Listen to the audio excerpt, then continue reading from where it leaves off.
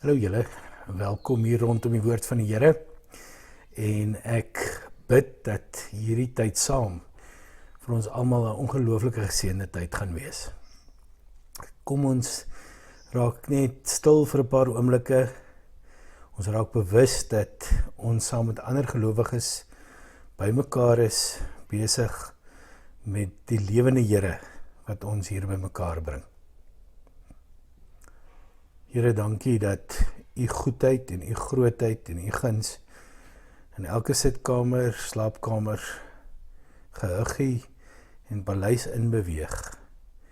Dat u teenwoordigheid met ons is, dat ons koram deo voor die aangesig van God leef, elke millimeter van ons lewe. En in die naam van hierdie Here, wat ek julle ook kan groet nou, en vir julle kan sê, genade vir julle, en vrede en krag van God ons Vader, Jesus Christus ons Here, en dit kom na ons lewens toe, deur die kragtige werk van die Heilige Gees. Amen. Ek weet nie van julle nie, my sang loop gewoonlik die hoenders op hol en laat die skape weghardloop. Maar ek het gevind dat wanneer ek na lofsang en aanbidding series luister of deesdae op die foon luister, dan kan ek saam sing uit hartelus sonder dat iemand hoef te hoor.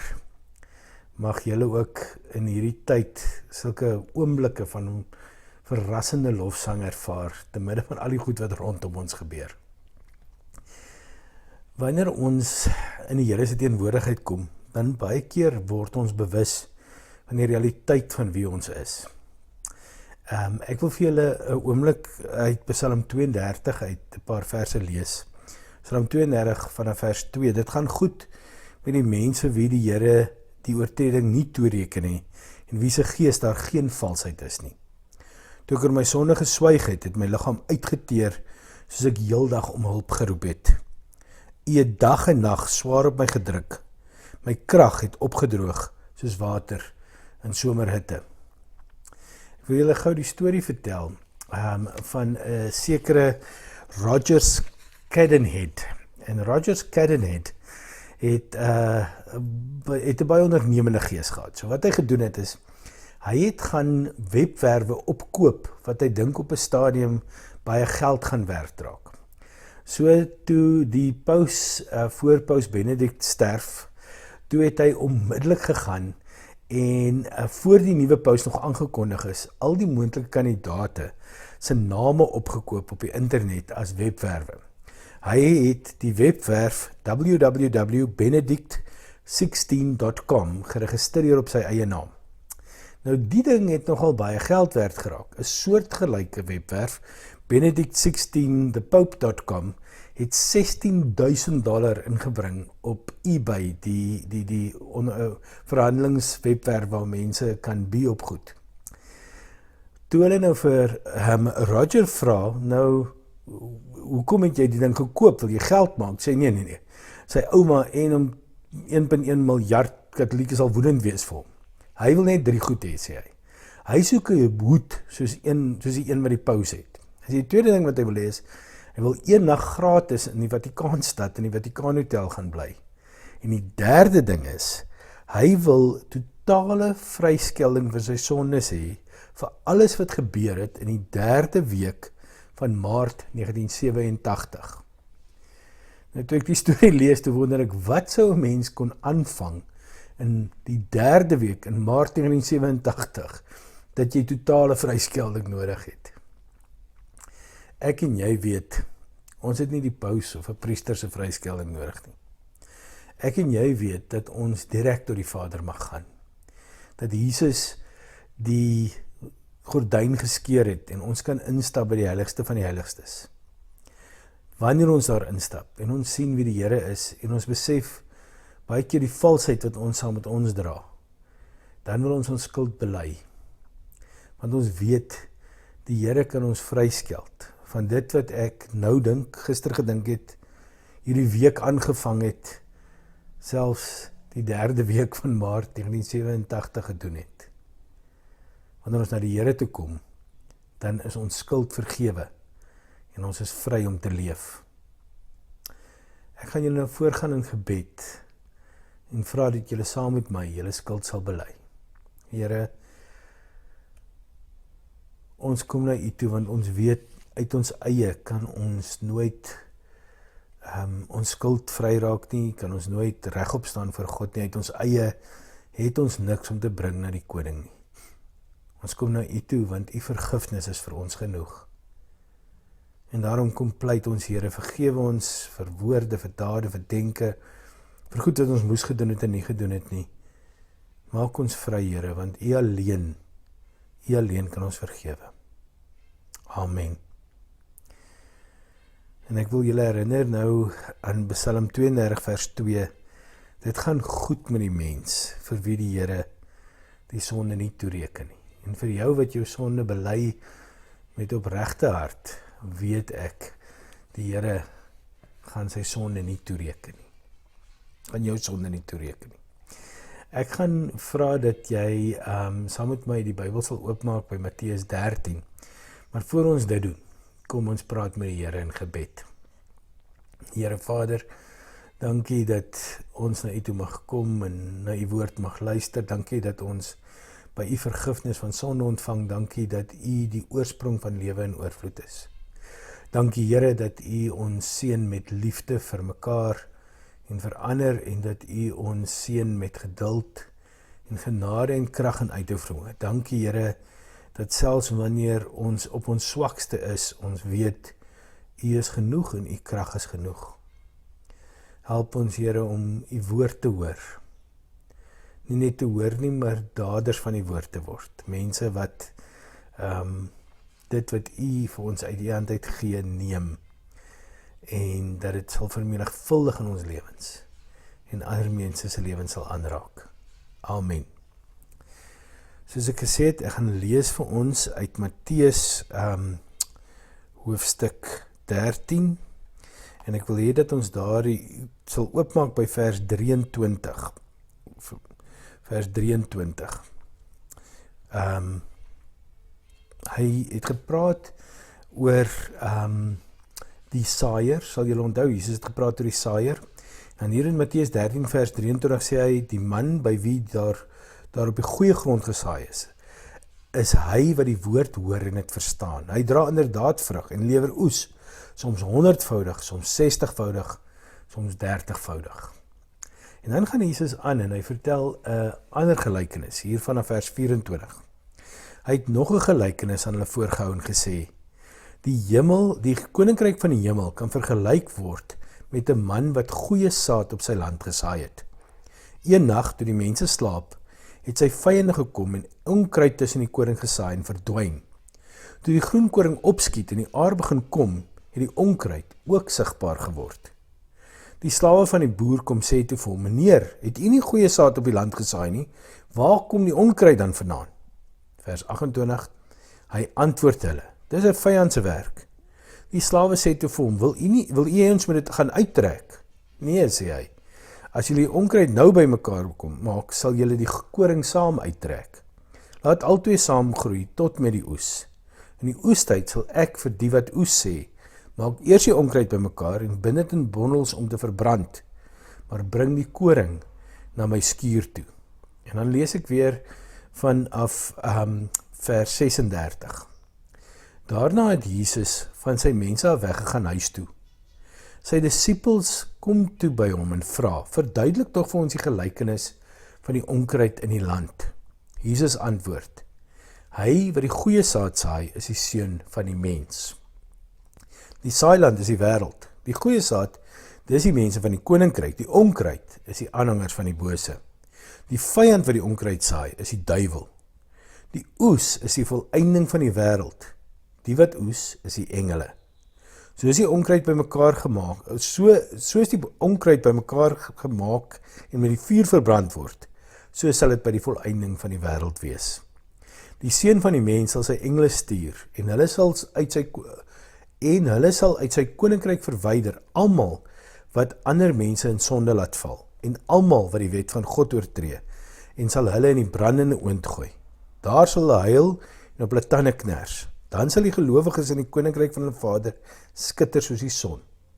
Wie oor het, moet luister. Ek wil vir julle die storie vertel van 'n man met die naam Benny. Benny het in Iowa gebly in die VSA. En Benny was 'n gereelde kerkganger daar by 'n gemeentetjie daar in 'n klein dorpie in Iowa.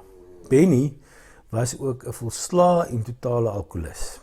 En Benny het na vele pogings besluit die bottel gaan hom wen, so hy gee nou maar oor aan die bottel. Daar's 'n ander deel van Benny se storie. Benny het elke Sondag kerk toe gegaan. Hy het in die kerk ingeglip, soms was hy dronker as ander kere, en hy het agter in die kerk gaan sit en dan het hy geluister na die Bybel en na die woord. En dan het hy uitgegaan met goeie voornemens en dan Benny weer gaan drink. So het die pastoor daar en die kerkraad begin bekommerd raak oor Benny en het die pastoor opdrag gegee om met Benny 'n pad te begin stap. En so is Benny toe nou eenkant geroep en vir 'n jaar lank het die pastoor gereeld met Benny ontmoet, vir hom gebid, om betug, om probeer kry om die bottel te los, maar bottel los was min. Ou Benny was nou eenmal verslaaf. Die pastoor kondig toe aan die einde van die jaar af dat daar iemand in die gemeente is wat swaar kry aan alkoholisme, gevange is daarin, en dat hy 'n pad stap met die persoon, en sonder om die naam te noem, gaan hy vir die gemeente vra om saam met hom te bid vir die persoon. En so vir nog 'n jaar het die pastoor en Benny gewerk, en niks het gebeur nie. Na jaar 2 besluit die pastoor die gemeente moet nou saamwerk. En in 'n erediens kondig hy af, Benny is die persoon wat hy oor gepraat het, wat die alkoholisme het. Benny sukkel nog steeds met die alkoholisme en die gemeente moet asseblief nou help. En na 'n jaar se werk met Benny, toe sê die gemeente, daar is nou geen salftes meer aan Benny nie. En omdat Benny se lewe nie wil verander nie, het die kerkraad toe besluit geneem, hulle gaan vir Benny oproep en hulle gaan hom tug. So dat 'n erediens belê, en in die erediens was die plan dat Benny sy sondes voorgehou word, en wanneer almal dan nou klaar gehoor het wat Benny alles gedoen het, dan sal Benny onder tug geplaas word. En by die erediens tot almal se verrassing en verbasing, daar's Benny. En toe hulle begin praat oor Benny, toe loop Benny vorentoe, gaan staan voor die kansel en hy hoor aan wat hy voor aangekla word, en toe hulle hom onder tug plaas, toe laat sak hy sy kop, en hy gaan terug na sy sitplek. Sedert daai dag het Benny nie een keer nagmaal gebruik nie.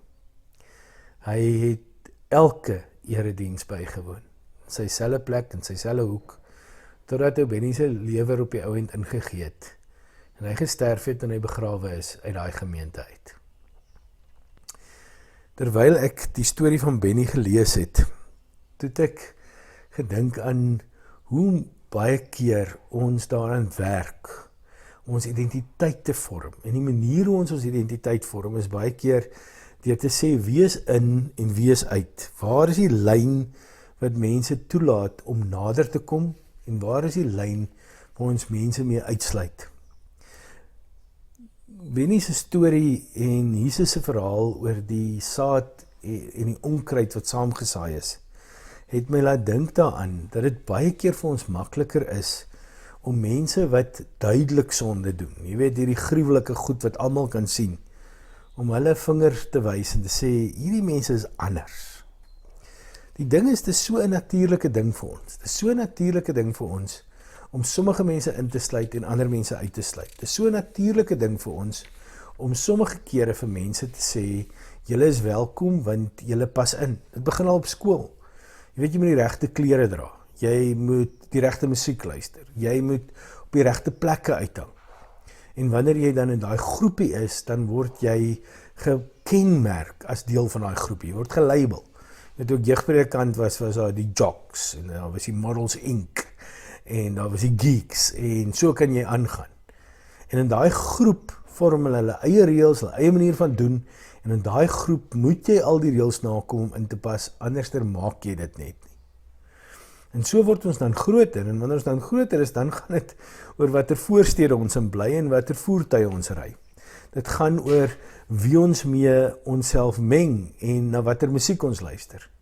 En so word hierdie groepe voortgesit. Hierdie stryery vind ons op allerlei maniere. Wie is nou eintlik 'n Afrikaner en wie is nie Afrikaner nie? Groot debat. wie hoort Suid-Afrika en aan wie behoort Suid-Afrika? Mense se hare staan sommer regop. Ons stig verenigings en klubs en baie van hierdie verenigings en klubs word meer gedefinieer as die wat hulle uitsluit, deur die wat hulle uitsluit, as die wat hulle deel maak. En dis ook goed so. Daar's niks fout daarmee om identiteit te hê en om ons identiteit te bevestig nie. Die probleem is dat dit ook 'n donker kant het. As hierdie identiteit van 'n groep gebruik word om ander mee te na te kom of te straf, as dit 'n teenoor is, as as ek begin myself oplig en sê ek is te belangrik, ek is anders as daai groep, ek is ten minste nie so sleg soos Benny nie. Jy weet, want Benny is mos nou ander kerkse mense, dis die tipe goed wat hulle doen. Ons begin onsself fyn snobisme aanleer. En hierdie snobisme kom baie keer in snaakse maniere uit. Partykeer is dit duidelik snobisme. Jy weet, ons bly in daardie huis, in daardie woonbuurt, en ons ry hierdie karre, en my man het hierdie werk, en my vrou het dit bereik. En dit gebruik ons as ons identiteit om ander mee uit te sluit. Maar daar is ook 'n ander tipe snobisme. Weet die snobisme van mense wat trots is oor hulle armes, en trots is dat hulle nie soos die ander is nie. En nog steeds word dit lyne wat insluit en uitsluit, en dit word geskep om die mense wat uitgesluit te word, te verkleineer, minder te maak, en op die ou en seer te maak. Dit sluit ook in ons gemeentes in. Ek kry baie keer die boodskap, wanneer ek met iemand kommunikeer, dat so en so is daarom 'n goeie gelowige, of hulle is 'n diep gelowige, of die ergste een is, hulle is 'n goeie Christen. So asof daar 'n Christen rangleer ergens is, waaraan ons geloof gemeet kan word, en ons kyk of ons dan nou goed genoeg is om in te pas, en belangrik genoeg is om deel te wees van dit wat daar aangaan. Die realiteit is, mense, dat wanneer ons by die kruis kom, is ons almal gelyk. Nou wees versigtig, die grond is nie gelyk nie, maar ons is gelyk. En kom ek sê die grond is nie gelyk nie, ek is seker as mense wat met gemak daar rondom die kruis saamdrom, maar mense soos ek, wat droog maak soos ek, en so sondig is soos ek, ons kom maar aangekruip kruis toe, en ons lê baie keer plat om ons gesig by die kruis, maar of ons lê en of ons staan, of ons struikel en of ons hardloop, by die kruis is ons almal gelyk. Hoekom? Want ons is daar vanuit genade. Ek vermoed, ek en jy gaan nog baie oorbly wees oor die mense wat ons by die kruis vind. Die mense wat ons daar ontmoet. Ons sal dalk net 'n bietjie tyd moet gebruik wanneer ons uiteindelik daar kom om verskoning te vra van mense van wat ons van hulle gedink het en wat ons oor hulle gesê het. Ek en jy is by die Here welkom. Al is ons soms onkruid wat lyk soos koring en al is ons soms koring wat lyk soos onkruid. By die Here is ons welkom. By die Here is ons welkom, want die Here, soos Moeder Teresa gesê het, maak elke keer die sirkel van die wat ons familie noem, groter en sluit meer mense in. Ek maak daarop staan, dat dit beteken dat mense soos ek ook na die kruis kan gaan. Dat mense soos ek ook daar welkom is. Dat mense soos ek ook op die ou end God se vergifnis sal ontvang. Dit is vir my baie duidelik, ook uit hierdie teks uit, dat die oordeel jou en my nie toekom nie.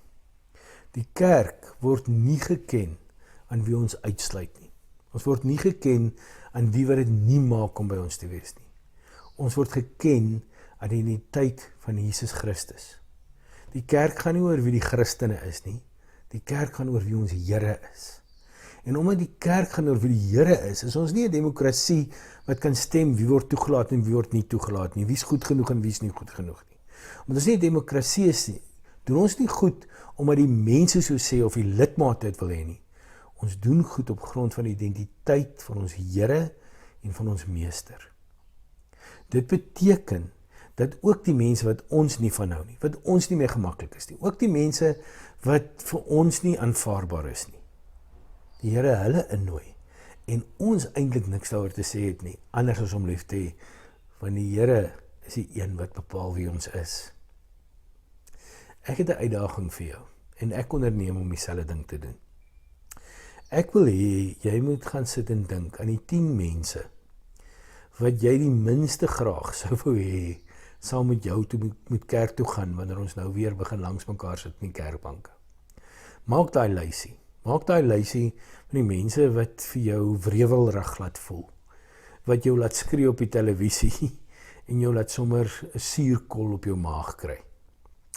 En wanneer jy 'n lysie van 10 mense gemaak het, dan kom die harde werk. Dan begin jy bid vir hulle. Dan sal ek en jy vir hulle bid dat die Here vir hulle goed is, dat die Here hulle sal seën, dat die Here hulle harte sal oopbreek, en dat die Gees hulle denke en hulle harte sal verhelder en dat hulle kinders van die Here sal word. En ek wil hê jy moet vir hulle aanhou bid tot jy verandering sien.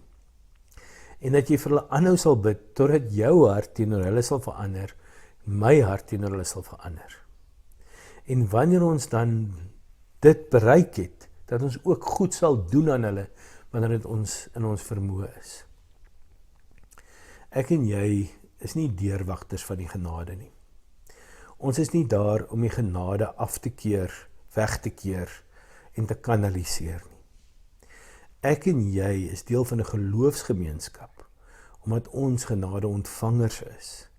En as ons genade ontvangers is ons ook genade deurgeers. Ons is nie genade blokkasies nie.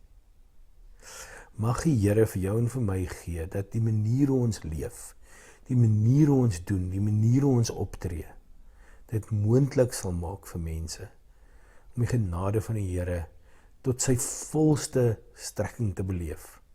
Of hulle nou koring of onkruid is, dis nie ter sake nie. Die Here laat toe dat hulle op dieselfde land groei, sodat hulle dieselfde reën kan ontvang, selfde son kan ontvang. Die oordeel kom die Here toe, nie my of jou nie. Daar sal 'n oordeelsdag wees. Ek dink net partykeer, dat mense wat genade afkeer, dalk swaarder gestraf moet word, as mense wat die genade honger en dors, maar geen toegang het daartoe nie. Mag die Here vir ons gee, dat ek en jy die plek word, waar mense God se genade beleef, of hulle koring of onkruid is. Waar hulle God se liefde beleef, of hulle koring of onkruid is. Waar hulle God se woord van hoop hoor. Jesus sê mos, bid vir die Here van die oes, want die werkers is min, en die oes is groot. Amen. Kom ons praat met die Here. Here, daar's baie wat ons nie verstaan nie. En daar's baie keer wat ons maak of ons nie verstaan nie, want dit voel vir ons is te moeilik. Help ons, Here, in die eerste plek om genade ontvangers te wees. Om ons eie gebrokenheid, stikkendheid nie te gaan wegsteek ergens nie, maar na die Here toe te bring en openlik voor hom te staan. Want U, Here, is die een wat genade gee, U is die een wat vergewe, U is die een wat lewe gee, ook vir my wat so vol van sonde is. Help ons ook dan, Here, om hierdie genade nie vir onsself op te dam nie. Help ons om bringers van genade te wees, boodskappers van die goeie nuus te wees, en om so te lewe, dat elkeen kan sien, God se genade is beskikbaar, gratis en verniet. Amen. Ek bid dat jy die seën van die Here nou saam met my sal ontvang. Mag die Here ons seën, ons bewaar. Mag hy sy goedheid oor ons uitgiet. Mag sy heerlikheid oor ons skyn. Mag hy ons vrede gee. En mag hy ons gebede verhoor. Amen.